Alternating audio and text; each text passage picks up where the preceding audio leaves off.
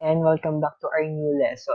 And our subject for today is local tour guiding services, and our topic is types of tour commentary.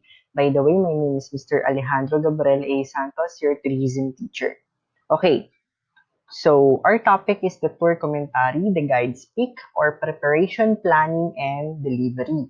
So what is tour commentaries? Are narrative used by tour guides to describe a site and provide information about various aspects of a country to a tourist. While on tour, they are generally referred as guide speak and include general information and local stories about attraction or sites, event, and personalities in a country. First, we have to establish the needs and interests of the tour. Second, confirm the itinerary. Third, access sources of information about site to be visited. Research about facts about attraction.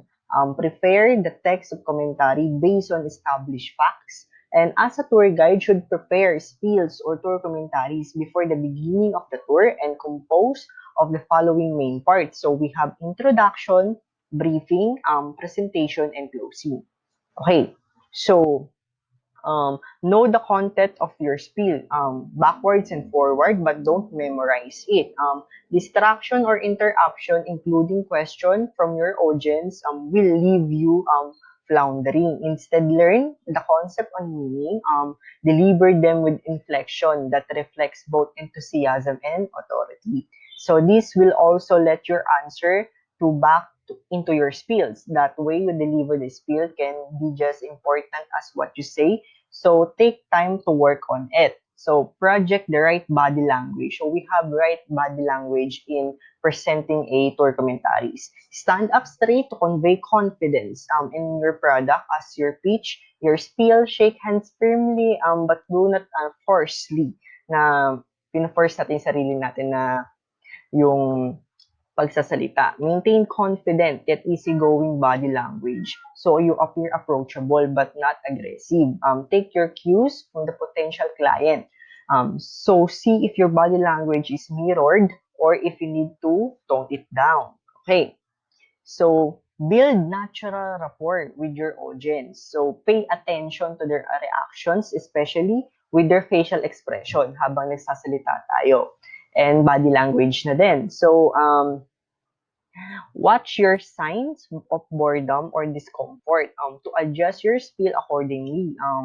Yawning, paghihikap, checking the time or signs of boredom. Huwag daw tayong parating mag-check ng time sa relo natin bilang tour guide kasi para na din yung naboboard din tayo dun sa clients natin. Recapture attention by interrupting your spiel to relate a short personal experience. Ang sabi dyan, dapat natin ma-capture natin yung clients natin. Mag-share tayo about dun sa personal experience na pinupuntahan natin dun sa lugar na pinupuntahan din nila. And if you are extremely confident in talking to one person, you can grasp his arm and shoulder while making an important point. So, to make into your confidence. So, confirm the interest of expectation of the tourist at the out test of the tour. This is preparatory task done before the tour. Introduce yourself clearly, state your name, designation, the purpose of the tour, and the distance to be traveled, location, events, expectation nila dun sa lugar, and activities. While on the way presenting of your commentary, controversial rather than noted and memorized manner. Make the commentary interesting, relevant, simple, delivered in logical sequence. Be sensitive to the group interest. Tailor the commentary to the group. Seek feedback. So maghahanap pa rin tayo ng feedback sa kanila. And respond to inquiries accurately and positively when an answer is not available. Refer to field guides and other source of information. And if an answer is not available, apologize quickly, okay? Para hindi na tayong magpapagtanungan pa ng kung ano-ano pa. And be accommodating and flexible towards member. The group allowing and different points of view and ways of doing things. Allow enough time to each stop, allow tourists to fully enjoy the scenery or the activities on that place. Okay? We have a foresting visitor attention and participation. Okay, meron din tayong tools dyan. We have verbal and non-verbal. So, go to verbal. Voice pace, punctuation, articulation, voice pitch, voice volume, and paraphrasing. So, in non-verbal, we have gesture, posture, eye contact, facial expression, and body language. So, first, change your voice speed. Ito na nga tinatawag nating pagbabago ng ating boses. So, a consistent pace of voice can make the deliver of commentaries ineffective. Varying the speed of your voice depending upon the tourist and the purpose of your communication. When you have to gain attention and excite the tourist, speak quickly, with enthusiastically. Okay, speak slowly to enable the visitor to pay attention to your words. Okay, so next is control your volume of your voice. Volume of your voice create direct impact on the audience, and average volume should be in general. But again, depending upon the aim of your commentary, of the commentary, it can be loud or soft when you use combination of loudness and softness in your communication. It adds special effects to your commentary. Use your gesture or body language. A gesture can communicate all that the tourist guide feels consciously or unconsciously. Shaking hands, head, holding, embracing, or patting on the back all convey varied message. Of course, facial expression. Facial expression are most natural, unconscious. They continually change during interaction and or observed constantly by the audience. Okay, smiling is considered to be pleasant and helpful. Posture. A tour guide has to calculate and maintain elegance in his or her way of standing and walking. Okay, it conveys message about your personality. So, eye contact. Eye contact is significant for effective commentary delivery during the tour guiding. The frequency of contact may suggest either interest or boredom. For example, a tourist guide should look straight into eyes of the tourist, although pleasantly and affably to show confidence of interest. Paraphrasing. So what is paraphrasing? Paraphrasing is simply explaining statements or remarks in shortened or renowned version of facts to clarify the meaning the tourist needs. Okay. So the example of paraphrasing case is in your PowerPoint presentation. Nasa baba. Okay?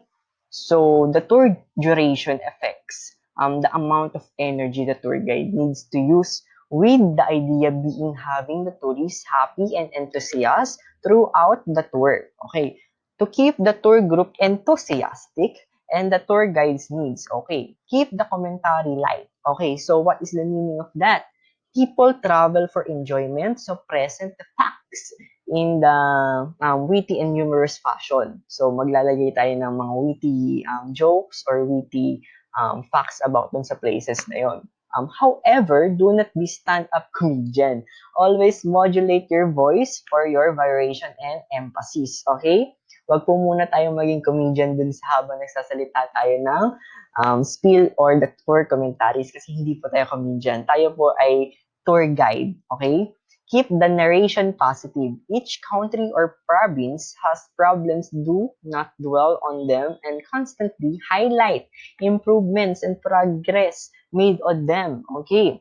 Know your audience and involve them. Okay? Tailor and information to each particular group. Tahiin natin ang mga information dun sa bawat particular na group na napupunta sa ating clients. If the group is made of farmers or accountants, point out the sites that may find most interesting during the guide or the tours. Okay, schedule and allow many photos opportunities as the tour will allow. Okay, so be accurate and specific. Present information clearly, manner that accurately the specific. Quiz the visitor on the commentary to add some entertainment and interest. Okay, sabi dito, mag-quiz din daw po tayo pagkatapos ng pagtutur natin para meron naman din silang interaction sa bawat isa at magkaroon din po sila ng interest and entertainment. So, personalize the information. Groups are curious about the guide's personal and professional life.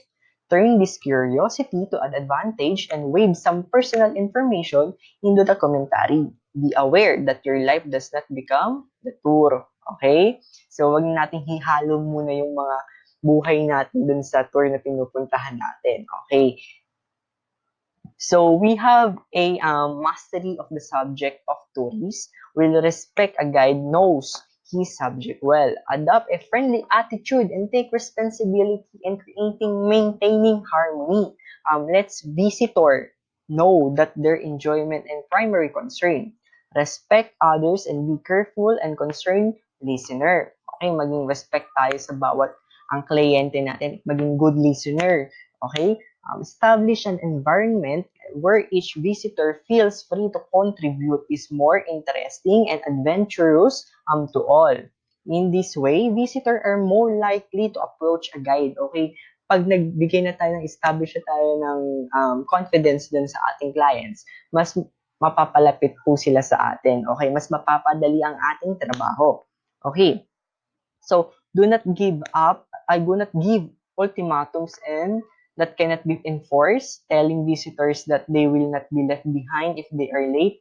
Will they? Okay? Iiwan ba natin ng mga kliyente natin? Of course, hindi. Huwag tayong magsasalita ng ganon. Okay? And follow through on promises. It is the best to conservative with promise and do not mention places and events that tourists may not be able to see. Huwag na nating paasahin ng mga clients natin. Avoid playing favorites and treats everyone the same. Okay? So, keeping the tour commentary updated and fundamental to enjoy the tour guiding job and repeat visitors. As the commentary remains top-notch, a tour commentary can keep lively using the following ways. So, we have keeping up to the date with current issue on the subject matter or in the site. Okay, give some measure of energy to the tour guide to the narration. Okay, striving continuous improvement in the performance. Okay, review the daily performance, take an informal poll of the visitor, makes amendments each tour time. Okay, look the site or attraction products through the eyes of the visitor. Remember, Mas may be seeing the site for the first time. Imagine what can be improved, what may be interest to anticipate questions so that answer may be ready. As a performer, draw on the group energy. The guide may feel renewed and during the many hours of the tour looking at the visitor reaction, feeling their enthusiasm, asking open questions to ensure active participation of the group. Okay, para walang maging bored sa tour guide natin. Okay, activity or assessment, write an essay about being a tour guide, and our assignment is advanced reading about components of tour commentary.